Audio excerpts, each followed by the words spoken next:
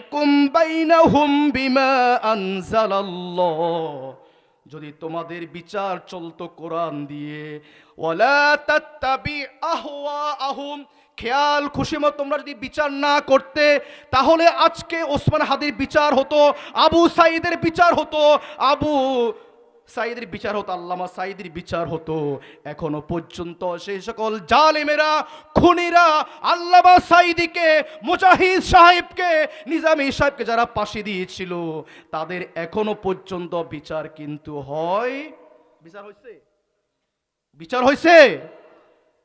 বিচার আগামী দিনের ইনসাফ প্রতিষ্ঠা হোক, কোরআনের রাজ প্রতিষ্ঠা হোক, কোরআন দিয়ে আইন চলবে, আদালত কোর্ট কাছারি চলবে, জাস্টিস চলবে, এটা চান কে কে? সবাই আলান নবী ইয়া আইয়ুহাল্লাযীনা আমানু সাল্লু আলাইহি ওয়াসাল্লিমু তসলিমা। আল্লাহুম্মা সাল্লি আলা মাওলানা মুহাম্মদ ওয়া আলা আলি সাইয়্যিদিনা মাওলানা মুহাম্মদ। হাদিসের মধ্যে আছে, রাসূলের উপর যারা দুরূদ শরীফ পড়বে, ওই ব্যক্তির নাম, বংশ, এলাকা, জায়গা সহ ফেরেশতারা রাসূলের কাছে গিয়ে ওয়ানাযীরানা ওয়াবাশীরানা ওয়া মাওলানা মুহাম্মাদান আবদুহু ওয়া রাসূলুহু الذي أرسله بالحق بشيرا ونذيرا وداعيا إلى الله بإذنه وسراجا وقمرا منيرا. فقد قال الله تعالى في كلامه المجيد وفي فرقانه الحميد. সবাই বৌর পুরুষের মতন, সিংহের মতন কোরআনের আয়াতকে আমার সাথে ঠোঁট মিলিয়ে পড়ুন। আউযু বিল্লাহি মিনাশ শাইতানির রাজীম। বিসমিল্লাহির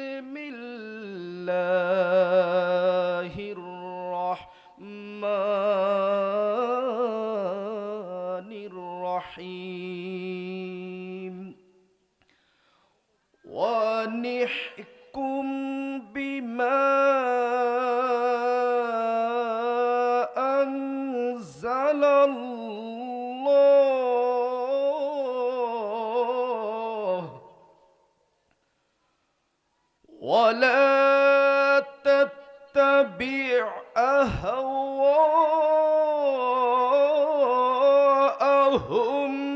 ওয়াহযারুহুম আন ইফতিনুক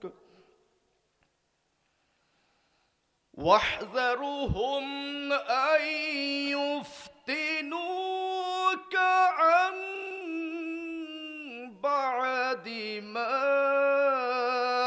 أنزل الله إليك. بسم الله الله أكبر. إن الله وملائكته يصلون على النبي يا أيها الذين آمنوا صلوا عليه وسلموا تسليما اللهم صل على مولانا محمد وعلى آل سيدنا মৌলানা মুহাম্মদ। হাদিসের মধ্যে আছে রাসূলের উপর যারা দুরূদ শরীফ পড়বে ওই ব্যক্তির নাম, বংশ, এলাকা, জায়গা সহ ফেরেশতারা রাসূলের কাছে গিয়ে সাল্লি আলা মৌলানা মুহাম্মদ وعلى آل سيدنا مولانا محمد। আমরা সবাই কেমন আছি? আওয়াজ করে বলতে আমরা সবাই কেমন আছি? আলহামদুলিল্লাহ। আওয়াজ কি এত আস্তে হয়? হাদিসের মধ্যে আছে আল্লাহ সবচেয়ে বেশি খুশি হয় যে শব্দটা বান্দার মুখ দিয়ে বাইর হলে কোরআনুল কারীমের প্রথম নাম্বার সূরার প্রথম আয়াত আল্লাহ এই কারণে দিয়েছে, আল্লাহ বেশি খুশি হন বিদেই পুরা কোরআনের মধ্যে প্রথম নাম্বার 1-এ রেখেছেন সূরাতুল ফাতিহার প্রথম আয়াতটা কি? আলহামদু। বাংলার আকাশে কালেমার পতাকা পথ করে উঠতে চায়, এটা দেখতে চান কে কে? দুই হাত সব আল্লাহকে দেখান, লিল্লাহি তাকবীর। কোন একদিন এ দেশের আকাশে কালেমার পতাকা দুলবে, সেদিন সবাই খোদাই বিধান পে দুঃখ বেদনা ভুলবে, সেদিন আর রবে না হাহাকার, অন্যায় জুলুম অবিচার, থাকবে না অনাচার দুর্নীতি কদাচার, সকলেই শান্তিতে থাকবে, সেদিন সবাই খোদাই বিধান পে দুঃখ বেদনা ভুলবে, একাকিনী রমণী নির্জন পথে যাবে, কোনো জন কটু কথা কবে না, কোনো দিন পথে ঘাটে সম্পদের মোহে খুনা রাহা জানি রবে না, সেই দিন আর নয় বেশি দূরে, সেই দিন আর নয় বেশি দূরে, আর কিছু পথ গেলে মিলবে,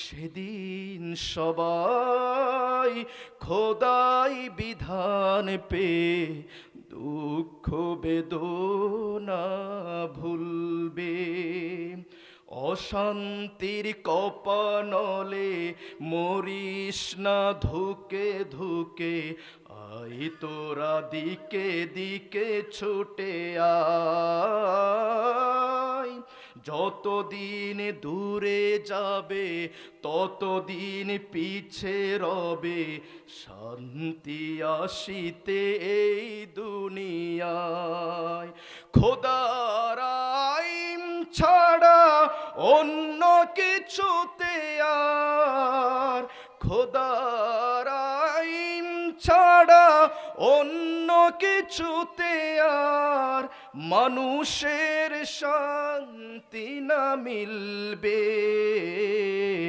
সেদিন সবাই খোদাই বিধান পে দুঃখ বেদনা ভুলবে।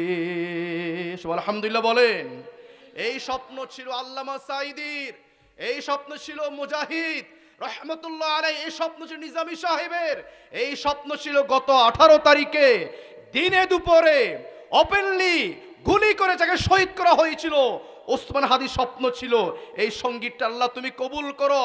এই ময়দান দোয়া কবুলের ময়দান, আগামীর দিন যেন পথ পথ করে যেন কালিমার পতাকা আমরা সবাই দেখতে পারি। সবাই আওয়াজ করে বলুন আমিন।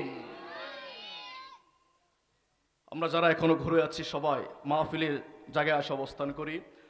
মধ্যম সোনাপুর তালিমুল কোরআন মাদ্রাসা সমাজ কল্যাণ পরিষদ উদ্যোগে ছাড়া, দয়া ছাড়া, মায়া ছাড়া জান্নাতের বাগানের মধ্যে হাজার মানুষ থেকে, শত পরিবার থেকে বসার সুযোগ আল্লাহ সবাইকে দান করে। রব্বুল আলামিন বলেন কোরআনুল কারীমের ৭৪ নম্বর সূরা 56 নম্বর আয়াতে রব্বুল আলামিন বলেন ওয়ামা ইয়াযকুরুনা ইল্লা আইয়াশা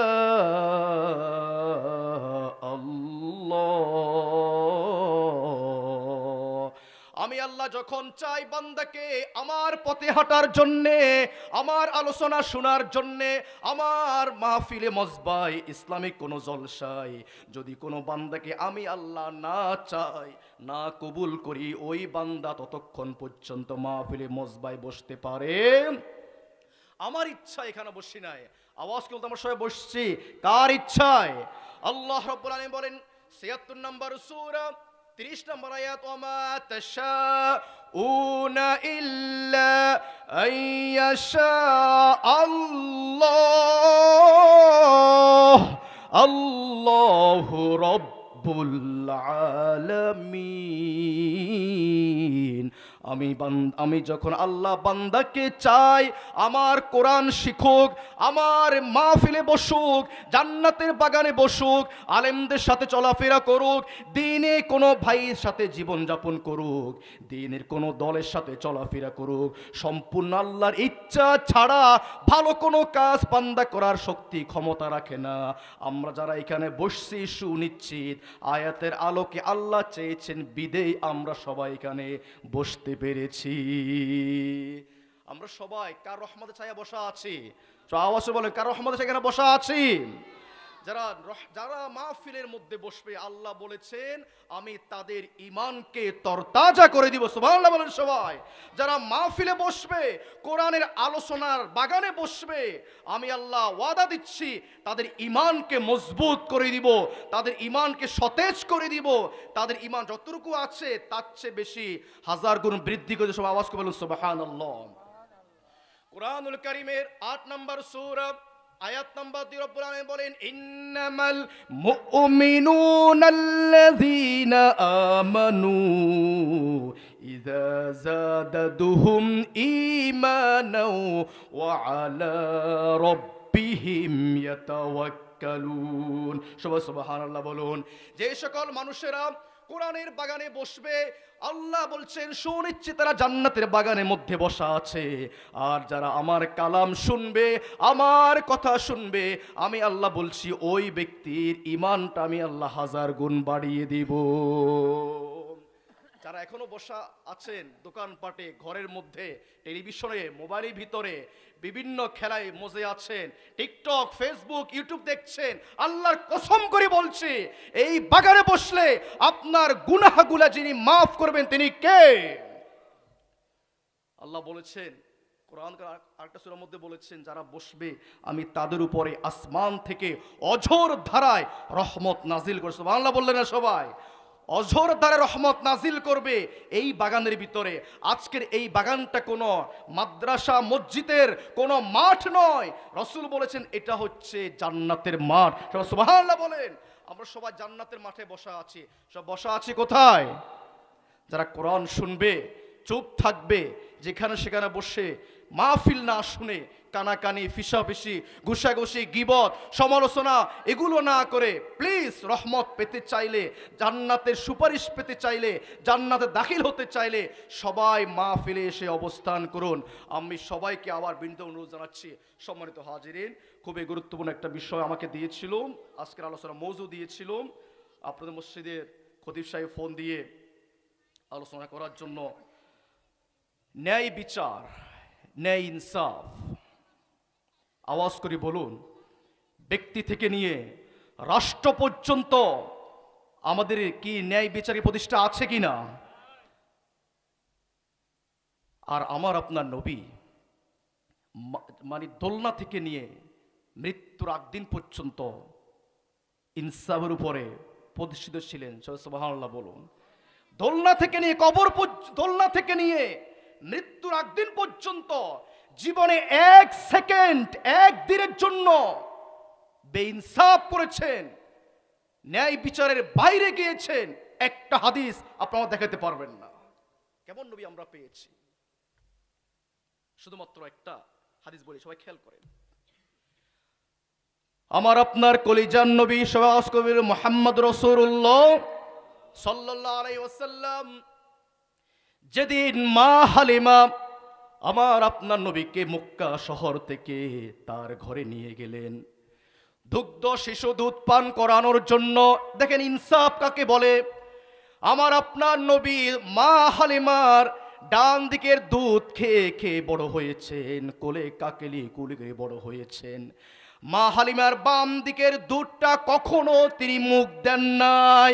মা হালিমা রসুল যখন কথা বলতে শিখেছেন, শুদ্ধ ভাষা কথা বলতে পারেন, হালিমা জিজ্ঞাসা করলো, আমার কলিজা মুহাম্মদ তুমি বলো দেখি, 2 বছর পর্যন্ত তুমি আমার ডান দিকে দুধ খেয়েছো, বাম দিকের দুধ তুমি কখনো মুখ দাও নাই, কি জন্যে তুমি ডান দিকের মুখে দুধ দাও নাই, তুমি আমাকে একটু বলো। আমার আপনার বলছে, আম্মাজি হালিমা, আমি তো ইনসাফের নবী, ইনসাফ প্রতিষ্ঠাকারী নবী, আমি তো কখনো বেইনসাফ করতে পারি না। ইনসাফ প্রতিষ্ঠা করার জন্য আল্লাহ রাব্বুল আলামিন আমাকে দুনিয়ার বুকে পাঠিয়েছেন। আমার দুধ ভাই আরেকজন আছে, আমার দুধ ভাই বাম দিকে আপনার দুধ খাবে, এই জন্য আমি কখনো জীবনে বাম দিকের দুধের দিকে কখনো আমি রাসূল মুখ দিই নাই। সুবহানাল্লাহ বলে, কি ইনসাফের নবী ছিলেন। আর আজকে আমরা মাকে বাবাকে ঘুমের বড়ি খাওয়াই, মাকে বাবাকে জোর জুলুম করে টিপসই দেয়, রাতের অন্ধকারে নিজের নামে সম্পদ লেখা নিয়ে আরেক ভাই আছে, বোন আছে, আবার তারাও সম্পদের ভাগ পাবে বাবার, আমরা কেউ ইনসাফ করি? এটা হচ্ছে ইনসাফের নবী। নবী উম্মত দাবি করি, অথচ নবীকে আমরা কেউ কি করি না, পরিপূর্ণ অনুসরণ করি না।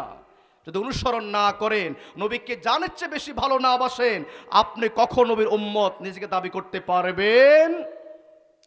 সকল আল্লাহ বলেছেন তোমরা ইনসাফ প্রতিষ্ঠা করো, জুলুমকে দূর করো। আওয়াজ করে বলুন আল্লাহ কি বলেছেন? সবাই বলেন, ন্যায় ইনসাফ, ন্যায় বিচার প্রতিষ্ঠা করো। জজ কোর্ট, হাইকোর্ট, বিচার সালিশগুলোতে প্রতিনিয়ত প্রহসন চালাচ্ছে। ন্যায় বিচার নবী বিচার করতেন, তার আগে নবী বিচার করতেন। আর আমরা সালিশের মধ্যে যে রাত্রেবেলা এসে টাকা দিয়ে যাবে, দিনের বেলা বসে আমরা তার পক্ষে বিচার করি। কথা ঠিক কিনা? মিথ্যার আশ্রয় নিয়ে আদালতের পাড়ায় পাড়া মানুষগুলো দৌড়াচ্ছে, মাজলুমগুলা, তারা ন্যায় বিচার পাচ্ছে না। মিথ্যার আশ্রয় নিয়ে সে আদালতের মধ্যে কি চলে, প্রতিনিয়ত মিথ্যার চলতেছে। আল্লাহ বলে, ওয়াল কিযবু ইহলিক, মিথ্যা ধ্বংস, ওয়াসসিদকু ইউনজি, সত্য অবশ্য বিবেচিত হবে। তোমরা আমার কাছে বিচার ছেড়ে দাও। দুনিয়া যে বিচার চলতেছে, আপনি ভাবিয়েন না টাকা পেয়ে, ক্ষমতা পেয়ে, সমাজের মাতাব্বর হয়ে আপনি বিচার চালিয়ে দিয়েছেন মাজলুমের বিপক্ষে। আল্লাহর কসম করে বলি, সেম এই বিচারটা কিয়ামতের মাঠে আবার যার সামনে বিচার হবে, আওয়াজ করে বলুন পুরুষের মতন, তিনি কে? রব্বুল আলামিন বলেন কোরআনুল কারীমের 95 নম্বর সূরা, সূরাতুত তিন, আয়াত নাম্বার 8, আলাইসাল্লাহু বিআহকামিল হাকিমিন। সবার বিচারে সবচেয়ে বড় বিচারের বিচারকের নাম কি? কাল কিয়ামতের মাঠে আমাদের সবাইকে যার সামনে আবার বিচার নিয়ে দাঁড়াতে হবে, যিনি পরিপূর্ণ ন্যায় বিচার আবার প্রতিষ্ঠা করবেন কিয়ামতের মাঠে, তিনি কে? মিথ্যা ধ্বংস, মিথ্যা থাকবে না। আব্দুল্লাহ ইবনে মাসউদ রাদিয়াল্লাহু তাআলা আনহু বলেন, আল্লাহর রাসূল 63 বছর পর্যন্ত এত নির্যাতন, এত জুলুম সহ্য করেছেন। যখন মক্কা বিজয় হলো 630 সালে, কত সালে? 630 সালে মক্কা বিজয় হলো। 360টা মূর্তি বাইতুল্লাহর চারপাশে মুশরিকরা সবাই ঝুলিয়ে রাখলো। যখন মক্কা বিজয় হলো তখন আল্লাহ রসুল বলেছেন, আল্লাহ রসুল হাতে একটা লাঠি নিয়ে মুক্তির সকল মাথা ভাঙতেছে, সকল মুক্তি তিনি মক্কা থেকে সরিয়ে দিচ্ছেন। তখন রসুল একটা আয়াত তেলাওয়াত করলেন। রসুল আয়াত তেলাওয়াত করছে আর মুক্তির মাথা ভাঙছে, রসুল আয়াত তেলাওয়াত করছে, মুক্তির মাথা ভাঙছে। আয়াতের অর্থ হলো সত্য এসে গেছে, মিথ্যা ধ্বংস হয়েছে, ন্যায় বিচার প্রতিষ্ঠা হয়েছে। আমি হচ্ছি ন্যায়ের নবী, আমি ন্যায় প্রতিষ্ঠা করার নবী। রসুল যে আয়াতটা তেলাওয়াত করি মক্কার মুক্তির মাথা ভাঙলেন, সবাই সে আয়াতটা পারেন? আমার সবাই একটু আওয়াজ করে আয়াতটা পড়বেন। কোরআন কারীমের 17 নম্বর সূরা, আয়াত নাম্বার 80 নম্বর আয়াত। ওয়াকুল সবাই পড়েন, ওয়াকুল জা আল হক ওয়া যাহাকাল বাতিল ইন্নাল বাতিলা কানা যাহুকা। নবী আপনি বলে দেন, সত্য নবী এসে গেছে মক্কার বুকে, আর কোনো মুক্তি থাকবে না, আর কোনো মক্কাতে পূজা চলবে না, কোনো জুলুম চলবে না। আজ থেকে ন্যায় নবী এসে গেছে, আজ তোমার সেখানে ন্যায় চলবে, নামাজ হবে, বাইতুল্লাহ তাওয়াফ করা হবে, এখানে আর কোনো মুশরিকদের মুক্তি পূজা চলবে। ইনসাফের নবী ছিলেন, ইনসাফের নবী ছিলেন। নবী দোয়া করলেন, আল্লাহ তুমি আমাকে সত্য সহকারে, ন্যায় বিচার সহকারে তুমি আমাকে এমন জায়গায় নিয়ে যাও যে শহরে কোনো জুলুম থাকবে না। রসুলকে আওয়াজ করবে, রসুল হিজরত করে আসছে। রসুল কোন জায়গায়? সবাই একটু আওয়াজ করে বলতে হবে। রসুল জন্ম কোথায়? মক্কা। রসুল আসছেন কোথায়? মদিনায়। কেন আসলেন? সেখানে মক্কার মতন, আবু লাহাবের মতন, আবু জেহেলের মতন, উতবা সাহিবার মতন কোন জুলুমকারী মদিনায় ছিল না। বিদে রসুলকে আল্লাহ রাব্বুল আলামিন 622 সালে দুপুর বেলা সূর্য মাথায় তখন হিজরত করে চলে গেলেন কোথায়? রব্বি ওয়াকুর রব্বি আদখিলনি মুদখালা সিদকি ওয়া আখরিজনি মুখরাজা সিদকি ওয়াজআললি মিন লাদুনকা সুলতানান নাসীরা। সবাই আমিন বলেন। আল্লাহ তুমি আমাদেরকেও জুলুম থেকে বাঁচাও, সবাই বলেন আমিন। আল্লাহ তুমি আমাদেরকে জালেম থেকে রক্ষা করো, বলেন আমিন। আগামীর জামিন যেন তোমার কালিমার জামিন হয়, সব আওয়াজ করে মুহাব্বতকে বলুন আমিন। ন্যায় ইনসাফ কাকে বলে? সামনে আরো একটু আগাচ্ছি, সময় কম, সময়টা দিয়েছে আমাকে। ইনসাফ কাকে বলে সবাই খেয়াল করবেন। রসুলের 11 জন স্ত্রী ছিল। কতজন? কি যে ইনসাফ ছিল! 11 জন স্ত্রী রসুল সমানভাবে ইনসাফ শিক্ষা দিয়েছেন।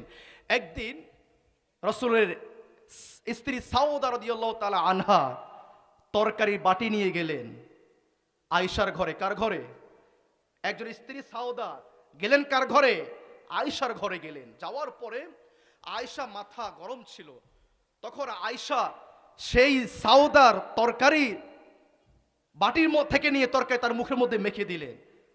সাউদা বলছে, ইয়া রাসূলুল্লাহ, আপনার স্ত্রী আয়েশা আমার মুখের মধ্যে তরকারি মেখে দিয়েছে, আপনি এর বিচার করেন। তখন রসুল বলছে, আয়েশা তুমি কেন এই কাজ করেছো? তখন আয়েশা বলি, ইয়া রাসূলুল্লাহ, আমার মাথা গরম ছিল, সাউদা কেন আমার ঘরে আসলো তরকারি নিয়ে, আমি এই জন্য তার মুখের মধ্যে তরকারি মেখে দিয়েছি। তখন রাসূল বলল, সাউদা, সাউদা তুমিও আয়েশার মুখের মধ্যে সেম ভাবে তুমি তার মুখের মধ্যে তুমি তরকারি মেখে দাও, কেননা সে তোমার মুখে যেমনি তরকারি মেখে দিয়ে তুমিও তার মুখে তরকারি মেখে দাও। কি ইনসাফ ছিল! বনু মাখজুমা গোত্রের এক নারী, কোন গোত্র? কোন গোত্র? বনু মাখজুমা গোত্রের এক নারী। সেই নারী চুরি করেছিল মদিনাতে। চুরি করার পরে সম্ভ্রান্ত এক পরিবারের মেয়ে ছিলেন, কোটিপতি ঘরের মেয়ে ছিলেন। সেই মেয়ে যখন চুরি করলো তখন মদিনার মধ্যে হইচই শুরু হয়ে গেল। এত বড় সম্ভ্রান্ত পরিবারের মেয়ে, সে কিভাবে চুরি করলো? তার হাত কাটা হবে। আওয়াজ করে বলুন, চুরির বিধান কি? চুরির বিধান কি? জেনার বিধান কি? যদি কেউ বিবাহের আগে জেনা করে 80 বেত্রায় তাকে দুনিয়া থেকে বিদায় করে দাও। আর যদি কেউ বিবাহের পরে জেনা করে তাকে তোমরা হত্যা করে ফেলো। বিধান কার? তখন মদিনা সাহাবী বলল, ওসামা রাদিয়াল্লাহু তাআলা আনহু তুমি যাও, তুমি তো রাসূলের হুব্বাতুস সাহাবা, তুমি রাসূলের সবচেয়ে কাছের সাহাবী ছিলে, তুমি রাসূলকে গিয়ে বলো সেই বনু মাখজুমা গোত্রের যে নারী চুরি করেছিল রাসূল যেন তার হাত না কাটে। ওসামা কি বলি, ইয়া রাসূলুল্লাহ, সেই মেয়ে চুরি করলো, সে তো কোটিপতির মেয়ে, যদি তার হাত কাটেন মদিনার মধ্যে হইচই শুরু হয়ে যাবে, অনেক দাঙ্গা হাঙ্গামা শুরু হয়ে যাবে। আওয়াজ করে বলুন, আজকে আমার দেশে যখন কোন নেতার বিরুদ্ধে মামলা হয়, উপর থেকে পণ চলে আসে ওই মামলা উঠানোর জন্য, কথা ঠিক কিনা? আর যখন নেতার কোনো কর্মী চুরি করে, জেনা করে, ডাকাতি করে, তার নামে কোনো মামলা হামলা হয় না, তার হাত কাটা হয় না, তাকে শাস্তি দেওয়া হয় না, কেননা তার ক্ষমতা আছে, তার টাকা আছে, তার মামা খালু, তার অনেক কিছু আছে। ওসামা গিয়ে যখন বলল, রাসূল আপনি হাত কাটিয়েন না, রাসূল বলছে, ওসামা তোমার এই কথা বলার সাহস তোমার কে দিয়েছে? আসমানে ফয়সালা হয়েছে যে চুরি করবে তার হাত কি করতে হবে? হাত কি করতে হবে? রব্বুল আলামিন বলেন, আস-সারিকু ওয়াস-সারিকাতু ফাকতাউ আইদিয়াহুমা বিমা কাসাবা নাকালাম মিনাল্লাহ। যারা চুরি করবে তোমরা তাদের হাত কাটে দাও। যদি আজকে বাংলাদেশে যারা চুরি করে কলমের খোসা মেরে হাজার কোটি টাকা বিদেশে বাড়িতে পাচার করে দেয়, যদি বাইতুল মুকাররমের সামনে তাদেরকে ওপেনলি দাঁড় করিয়ে মিডিয়ার সামনে হাত কাটা হতো, তাহলে 20 কোটি মানুষ সবাই সাবধান হয়ে যেত, আর কেউ রাষ্ট্রের কোনো সম্পদ কেউ চুরি করত। আজকে এগুলো প্রতিষ্ঠা না হওয়ার কারণে মানুষ কি করে? দিব্যি চুরি করছে কলমের খোসা দিয়ে, এলাকায় এলাকায়, বাড়িতে বাড়িতে মানুষ সম্পদ লুণ্ঠন করছে। যদি এই আয়াতটা প্রতিষ্ঠা থাকতো, কেউ চুরি করার, রাষ্ট্রের সম্পদ, মানুষের সম্পদ কেউ কি শক্তি পেতেও। সম্মানিত হাজিরিন, ন্যায় ইনসাফ প্রতিষ্ঠা লাগবে কিনা? লাগবে কিনা? আল্লাহ রাব্বুল আলামিন বলে কোরআন কারীম 5 নম্বর সূরা, কত নম্বর সূরা? 5 নম্বর সূরা, আয়াত নম্বর 39। এটা বলে আমি আমার আলোচনার শেষ করছি। আমার ওস্তাদ আসে বসা আছেন, আমি কথা খুব বেশি লম্বা করতে পারছি না। আর আমরা সবাই দায়িত্বশীল, আমরা সবাই কি? সবাই দায়িত্বশীল। কেউ দায়িত্ব থেকে, হ্যাঁ, সে কেউ দায়িত্ব এড়িয়ে আপনি চুরি করবেন, এটা সুযোগ একদম নাই। আল্লাহ রাব্বুল সবাইকে কিয়ামতের মাঠে প্রশ্ন করবে তোমার দায়িত্ব নিয়ে।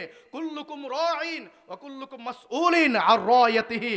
তাহলে আজকে কোরআনের বিধান যদি প্রতিষ্ঠা থাকতো, যদি ন্যায় বিচার প্রতিষ্ঠা থাকতো, আমার কলিজার ভাই ওসমান হাদিকে ওপেনলি দিনে দুপুরে গুলি করার সাহস কোন জালিম ক্ষমতা পেত না। ওসমান হাদি বিপ্লবী কণ্ঠ ছিল, তার আওয়াজ ছিল, এই জমিনে কালের পতাকা উড্ডীন হোক, এই জমিনে জুলুম থাকবে না। ইনকিলাব সে প্রতিষ্ঠা করেছিল, সে ইনসাফ ইনকিলাব একটা সংগঠন প্রতিষ্ঠা করেছিল, যে প্রতিষ্ঠানের মাধ্যমে প্রতিটি জেলায় জেলায়, প্রতিটি পাড়ায় পাড়ায় ন্যায় ইনসাফ প্রতিষ্ঠা করবে। জালেমদের সহ্য হলো না তার এই কথাগুলো হজম করার। চোরকে, গুলিকারীকে আবার দিনে দুপুরে পাঠাই দিচ্ছে মাওর বাড়ি দিল্লিতে, ওটা ঠিক কিনা? তুমি পালাইতে পারো অন্যায় করে, পাপ করে, তবে তুমি আল্লাহর হাত থেকে তুমি পালাইতে পারবে না। তোমার এই বিচার সুনিশ্চিত আল্লাহ অবশ্যই করবেন। সবাই ইনশাআল্লাহ বলেন। কোরআন কারীমের 5 নম্বর সূরা, আয়াত নম্বর 39, আল্লাহ বলেন, ওয়া নিহকুম বাইনাহুম বিমা আনজালাল্লাহ।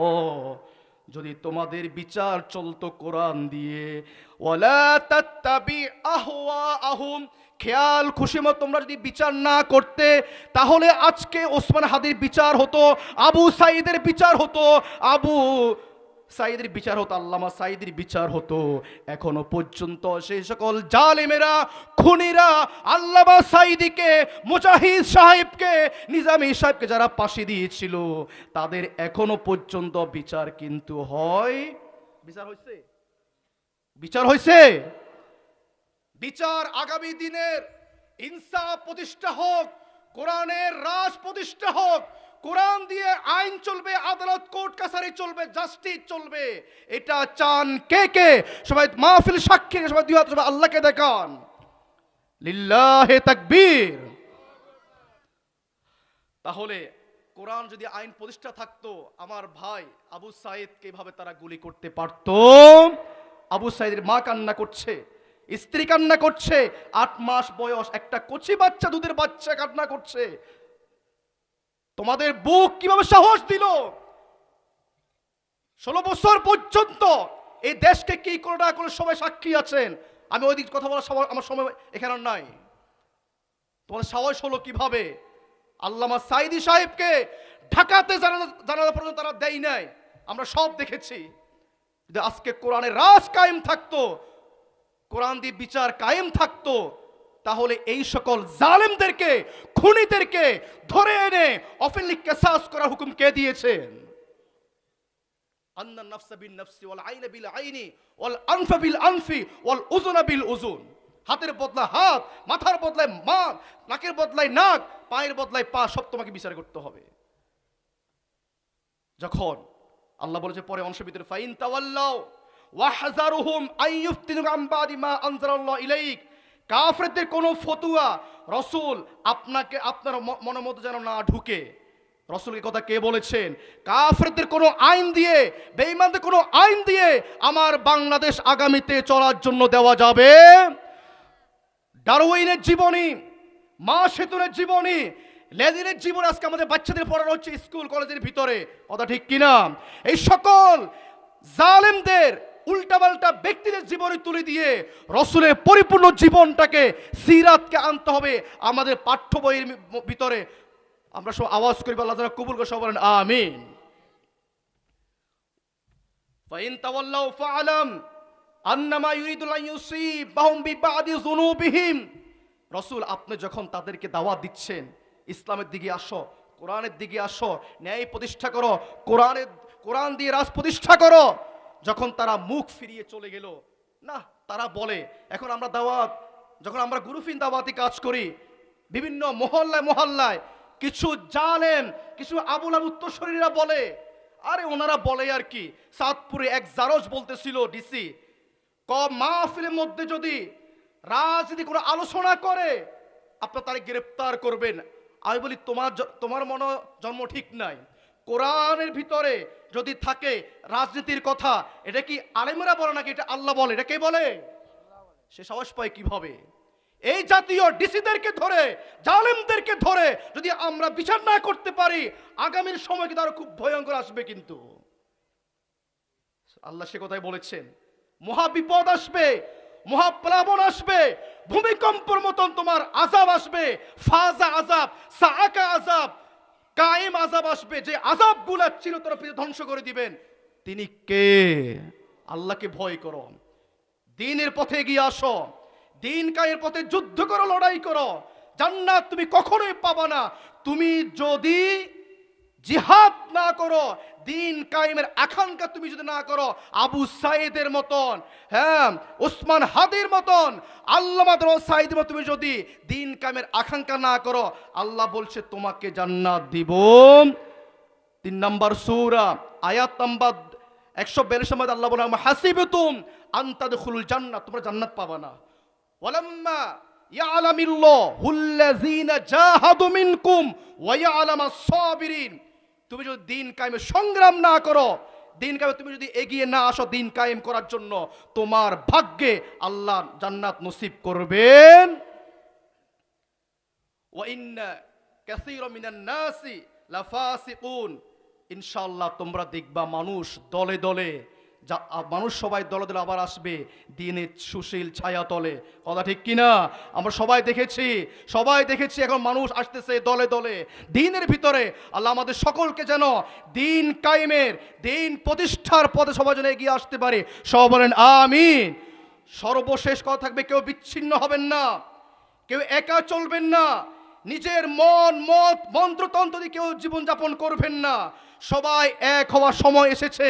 যদি এক না হতে পারেন, মাহফিল দিয়ে বলে যাচ্ছে, আল্লাহর কসম করে বলে যাচ্ছি, আগামীর সময় আসবে প্রতিটি মুসলমানকে দাড়িওয়ালা, টুপিওয়ালা, পাঞ্জাবিওয়ালা, মাদ্রাসাওয়ালা, মসজিদওয়ালা সবাইকে ধরবে আর জেল ঢুকাবে। সবাইকে আবার এর চেয়ে ভয়ঙ্কর অবস্থা করবে আওয়ামী লীগের চেয়েও। আগামীর দিন ইসলামের দিন, আগামীর দিন ইসলামের বিজয়ের দিন, কোরআনের দিন। আমরা সবাই এগিয়ে আসি। ওয়াতাসিমু বিহাবলিল্লাহি জামিআও ওয়ালা তাফাররাকু। আলাদা হবেন না। আল্লাহ তুই আমাদের সকলকে এক রশি, এক রশির মাথা দুনিয়ায়, আরেক রশির মাথা জান্নাতের ভিতরে। আল্লাহ সবাইকে এক রশি, এক হয়ে ধরার তৌফিক দান করুক। আওয়াজ করে মোহাব্বত করে বলুন আমিন। ওয়া আখির দাওয়ানা আলহামদুলিল্লাহি রাব্বিল আলামিন। আসসালামু আলাইকুম ওয়া রাহমাতুল্লাহি ওয়া বারাকাতুহু।